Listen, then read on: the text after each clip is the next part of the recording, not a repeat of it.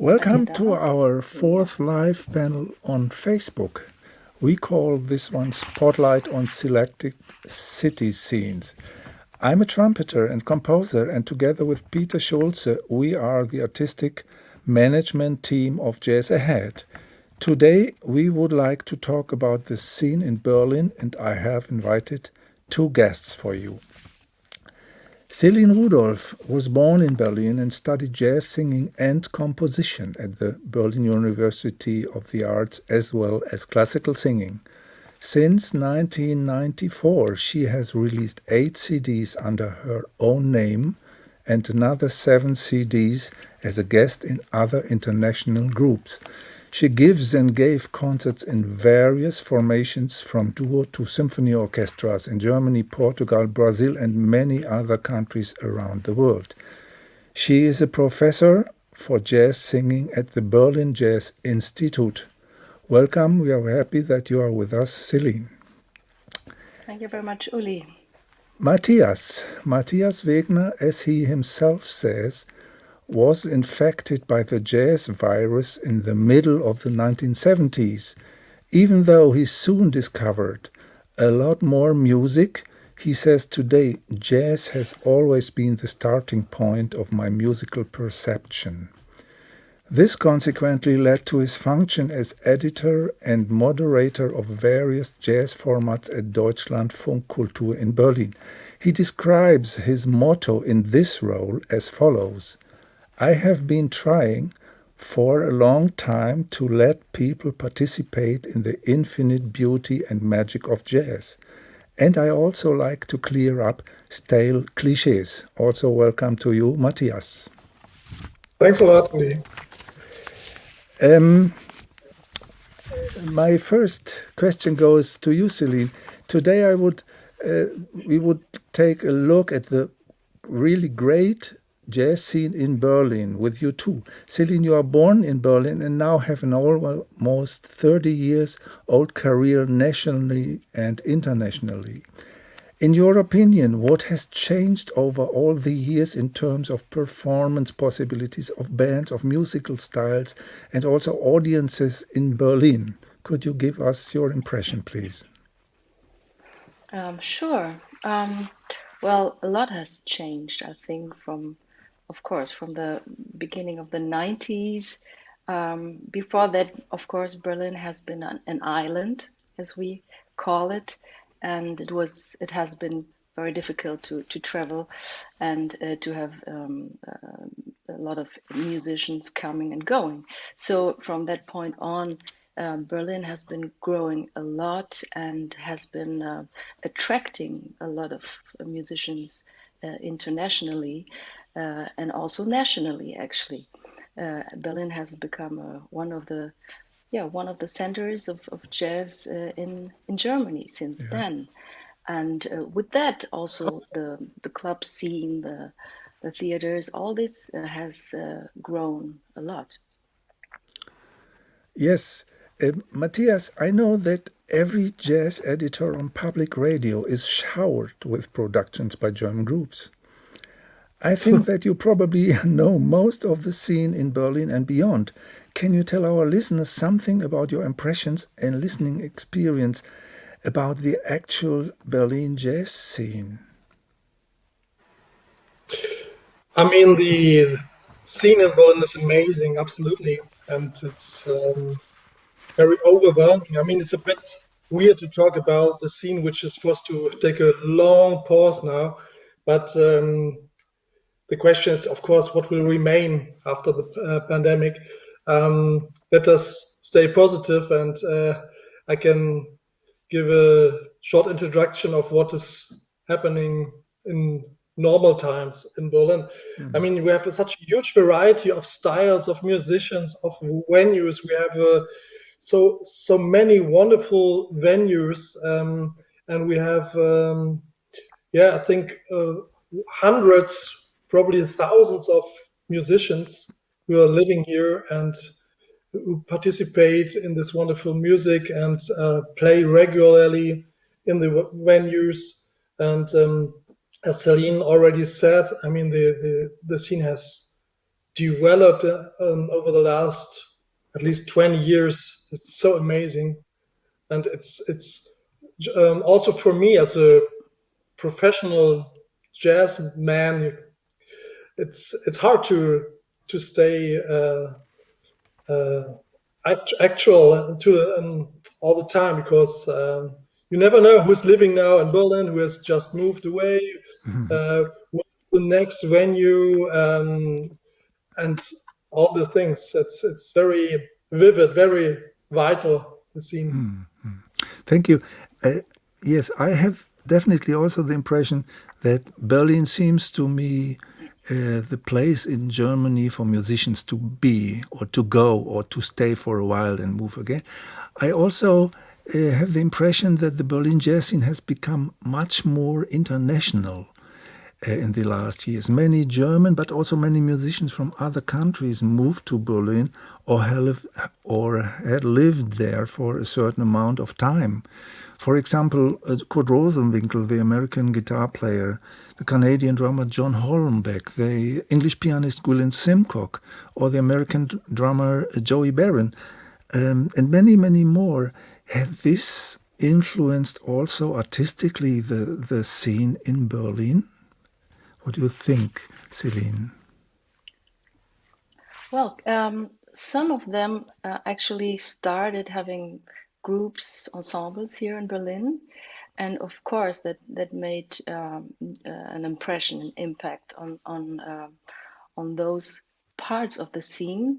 And at the same time, I would say you can like live here and not even know who else is in the city, because it's kind of like in New York maybe. So you live there and somebody tells you, well, he or she lives here in town. Oh, I didn't even know. Or you play with someone, you didn't know he's here for 5 years. Oh, really? So it's because we don't have only one scene. We have so many scenes. Yeah. It's as Matthias said, it's very vital. And of course, Jazz Institute Berlin also attracted some international musicians to come here and to teach. And well, the scene is getting more and more interesting. So I think it's a good pool to grow here. So it's really a place like it used to be in the States, New York. I mean, everybody has to be in New York.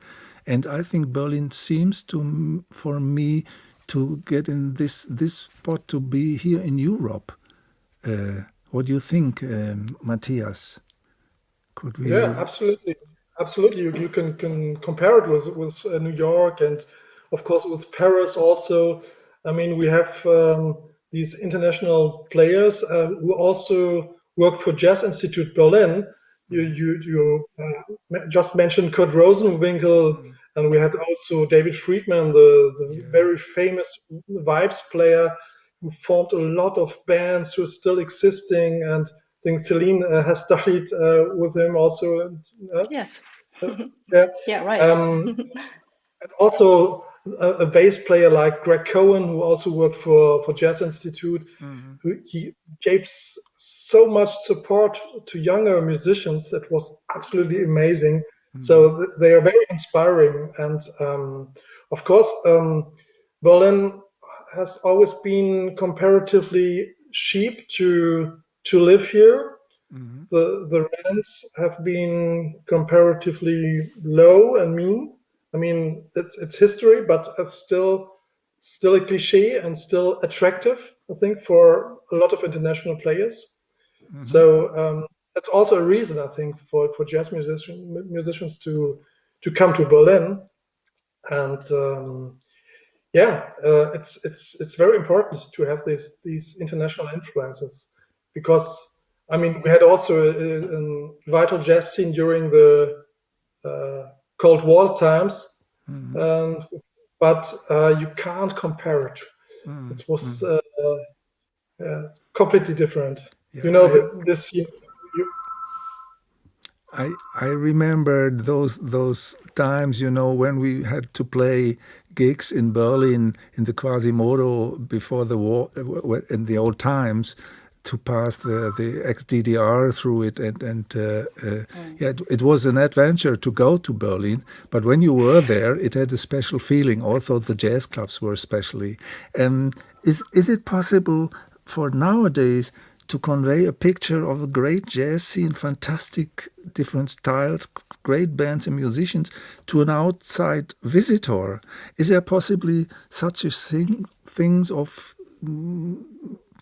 talking maybe a style of jazz with this typically Berlin style? I mean, you remember in the old days we were talking about the West Coast jazz in America or the East Coast jazz. Is there something like a Berlin style, or is it too diverse? Matthias? Of course, it's hard to answer. But, I think we have many different styles. That's for sure. But there is probably an approach a little bit more unconventional, probably more avant-gardistic, probably influenced, for instance, by someone like David Friedman, who told his students to create a real personal sound with a lot of, for instance, collective improvisation. He tried to break with the tradition a little bit, and I think that was a huge influence for a certain generation of players who have very prominent, a very characteristic group sound, and I think Dave was really a very important guy, because I remember when the school, the University of Arts, was opening this, he was at the beginning the boss of the jazz department. And Céline, in this semester, now you started to be professor at at this school. For you were before that you were in Dresden, I know, and now you start your work in Berlin. And what kind of, how important is, as Matthias quoted already, this school, especially Dave Friedman, but now all the other teachers who are there for the jazz scene in Berlin? I think the now called Jazz Institute, which has a long story. When I studied there, it was the HDK, Hochschule der Künste, has as Matthias said, huge impact, and we had been really inspired by all those wonderful musicians like David Friedman, Jerry Granelli, and lots more who by the time taught. And it's like a lineage, it goes on, and we take this spirit till now. That now I'm like kind of blessed to take this lineage and go on with this, and then now I can teach this and that kind of spirit, and have wonderful young musicians, to make them listen and to make them like be free for something. I like to say, not being free off, like in the free improvisation to limit things, but to be that open that everything is possible. I think there's a difference between those, like a negative concept of freedom and a positive concept of freedom, and that's what I want to like make them feel. I know. also, Yeah. when I can add something, also we have an important influence uh, of the electronic music scene, because it's very strong in Berlin, the electronic music, and also Yeah. the new music scene is very strong. So all these areas, categories, have a very deep influence, I think, also. And what I noticed as well, talking to Celine now, she's a singer, the composer, of course. Um, we have many more singers with a very personal voice than 10 years, 15, 20 years before in Berlin. Would you agree, Celine? I think so. Yes, yes, yes. And I know. This is this started like already 20 years ago, like growing slowly, but It's more and more like that. But because anyway, who wants to have a career like Ella Fitzgerald? I mean, it was Ella had this career, so we all have to have our own voice. That's so important, and that's why we make jazz. That's the idea of jazz, I think. I know that among those young musicians who want to apply for a place to study, Berlin is the absolute number one in Germany. This is for sure, among all the other very good schools. That leads me to another question. Are in Berlin also locations where a very young audience is going to, because certain style is predominantly presented there? That means more this, what Matthias said already, this electronic scene, and was combined with jazz elements and improvisation. Are there certain places who do this? Yeah, of Well, I course, yeah. think yeah. What do you think, Matthias? I mean, as you already mentioned, Celine, we have many different scenes in Berlin, and each district has nearly its own scene.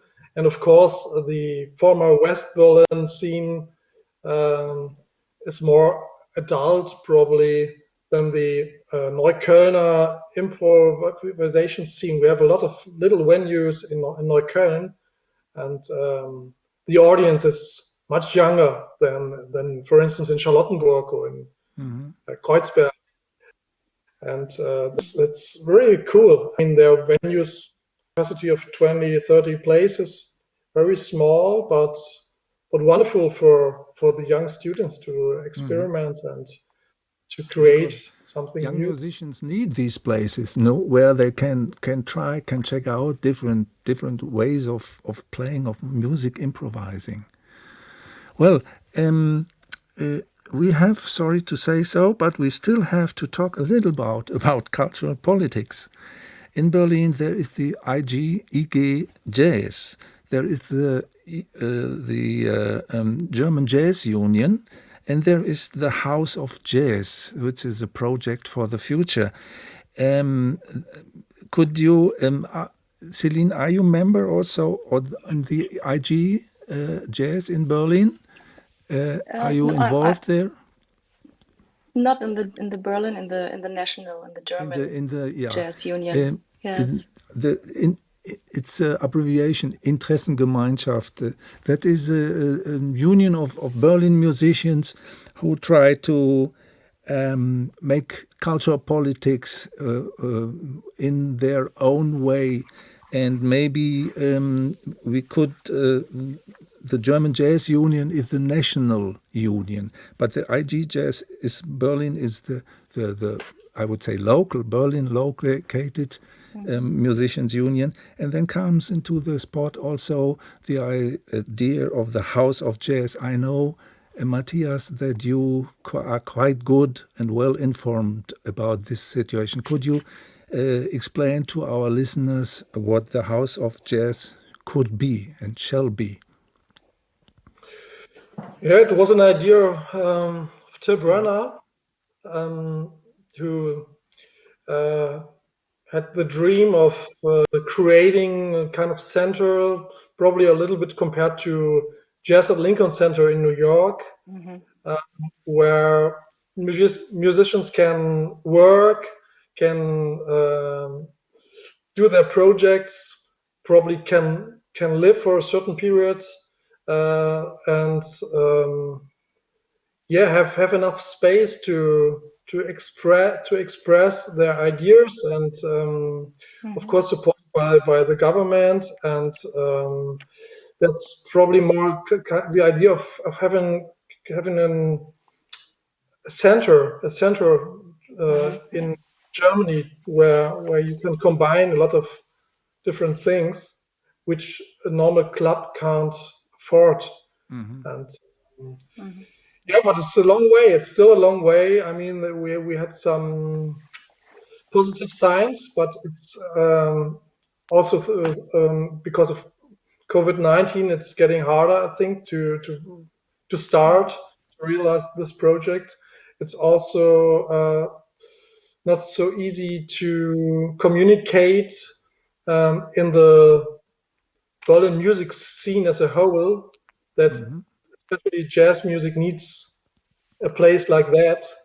So yeah, There is some time. I heard it should be opened in 1925 or 6. I don't know exactly. So, 2024, 25, yeah, something like yeah, that. okay. So we have to Yes. wait and see how it will develop also in these difficult Yeah, times. I Another, hope so. I hope yeah, so. yeah. I think it's I a, think it's an important thing to have this house of jazz, and the Iggy Jazz worked a lot to yeah. get influences of Berlin jazz scene and Tijuana all together. I think there's a good concept now, and I think it's really worth it working on this. I hope that COVID-19 doesn't eliminate those wonderful plans, because of course we would have, as musicians, had a bigger possibilities and different possibilities. It's not only having a club, it's having a big stage, a small stage, it's having the possibility to rehearse, and there's even a concept about having an orchestra, or kind of something like between orchestra and big band, which is fluctuating, which would also make a lot of people and come to Berlin, but also, of course, German musicians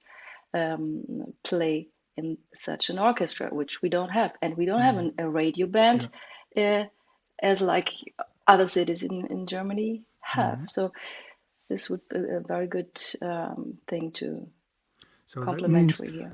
yeah, thank you. That means beside this fantastic club scene you have, there is this big project for the future. And there are a number of clubs with the old tradition, like the Quasimodo, the A Train, or the B Flat. Are there also pretty hot and hip new places for young musicians? Because I know that there were many places to play in Berlin. I think, is it more than 30 or 35 places? I don't know. yeah, at least, At yeah, least even more. even more. And you have also a lot of venues where not only jazz music is presented. Um, it's Also, that has also been a development that clubs, for instance, in Kreuzberg, are very open to jazz music because jazz music is probably more hip is hipper in the younger generation than 10 years ago. So thanks God. Thanks God. the the audience is very open, and I sometimes, I mean, I love the majority of the jazz venues, the typical jazz venues like A Train, B Flat, but I also adore the non-jazz venues. To listen jazz in a non-jazz venue can be very Mm. uplifting, and can, because it's probably, it's not so defined. The audience is much more open, and have Yes. an yes, not another approach to music. That's There's fine. not anymore so much that what the people called in the old days jazz police. The people who Yeah, know this is jazz and the other parts are not. I'm very happy with the young generations that these musicians really overcame this total misunderstanding in my way. yeah. There is the Berlin Jazz Festival. The first one was in 64, and it was a very important jazz festival for Europe, for the world. And I remember when I played there the first time in 75 as a young musician, we were scared to death because the audience was caring, because they booed and throw more or less. I remember that they gave Joe Zawinul a hard time, or even John Coltrane. And so this is the oldest festival in the city. And now have come the other one, X Jazz Festival, which started in 14, which is another way of. Are there also growing other festivals, younger one, or these are the major events what jazz is concerning, or improvised music? Shall I answer, Celine, or would you like? Yeah, just go for it. Yeah. We have several other festivals which are quite important, like Jazz Door, for instance. It's a Yeah, French just. festival. We have the Alarm Festival, which is more avant-gardistic. we have a lot of smaller festivals, Jazzwoche Berlin, something like that. So yeah, I mean the world has changed a little bit. You mentioned Berlin '64. It was one of the biggest festivals. Nowadays, uh, nearly each city has its own festival, and also festivals like X Jazz in Berlin has a bigger audience than the old Jazz Fest Berlin, because it's getting more popular, and Hmm. yeah, as I've mentioned before, you get a younger audience with open ears and who are very enthusiastic, and come to places with the capacity of 1,000, 2,000 places. So that's great. Well, the Jazz Fest Berlin were last week or 2 weeks ago. When was it? It was a total festival with streaming, and you were responsible for it. You recorded all these concerts. How did it work out this time? Quite good. I mean, it was a big challenge for all the participants and all the people who have been involved. And for us, we just recorded the concerts. I think for the organization, it was quite harder, because you have to change your ideas each week, and see all the times what can they realize. But I think it worked quite well, because they built a bridge to New York, and worked together with a club called Roulette in Brooklyn, and they stream the concerts of the musicians who have been invited to Berlin but couldn't come to play their concerts in New York, and uh, the concert the concerts have been streamed, um, and yeah, we had altogether 20 27 concerts during 4 days. It was a vivid festival, and art concerts also recorded everything, and I think it was really an exception during these times with such a huge festival. Yeah, but it was an exception because you have the capacity, you have the money, you have the support. The radio stations have been involved, so yeah. Yeah, well, this is the Corona situation, and Céline, we suffer from it. The musicians suffer from it. Not be able to play in front of a living audience live. How do you spend all these times now? Because Mm. are you more composing? Are Yes. you doing whatever? How is this time for you?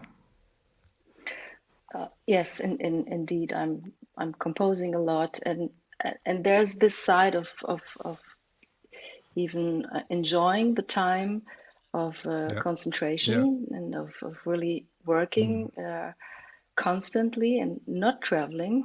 Um, this is a new situation, and I must say there's a side I love about it. Um, but of course, we need to play not only to practice, but also to like to be in the music and to have musical conversations. It's like it's you could even say like in sports, you cannot just stop your training and let's say wait 1 year and okay next Yeah, year yeah. everything I just come back. It's so that means we musicians we create ourselves like events also. I mean there are some online things we do, but also like playing outside. I created a series with other vocalists that vocal collective, and we just said okay everybody each of us will perform outside at a place he or she likes, and the other vocalists join and listen, and that's all, just solo. What Yeah, can we do yeah, in this time but play solo?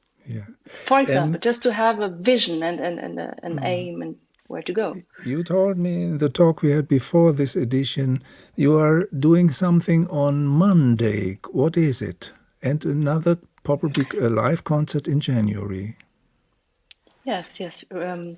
Well, we have this kind of part locked down. The clubs are closed, but we can actually play at the A Train Jazz Club here in Berlin, and it's gonna be streamed without people being in the club. But still, it's a good a moment to share music. And so next Monday, I'm invited to play with Andreas Schmidt and friends. He has the study gig every Monday there, and then I'll be at the A Train also on in January 15 and 16 with my own new project for 2 nights. Okay. Well, thank you very much, Céline and Matthias. I mean, I could go on talking for hours with you about this situation, but at least you gave in this half an hour people an impression of what is going on in Berlin, how is the situation in the Corona times, and how it will be hopefully in the future better and more live music. Thank you very much for both of you and hope to see you soon. Bye bye. Bye bye. So Pleasure. much. Bye bye.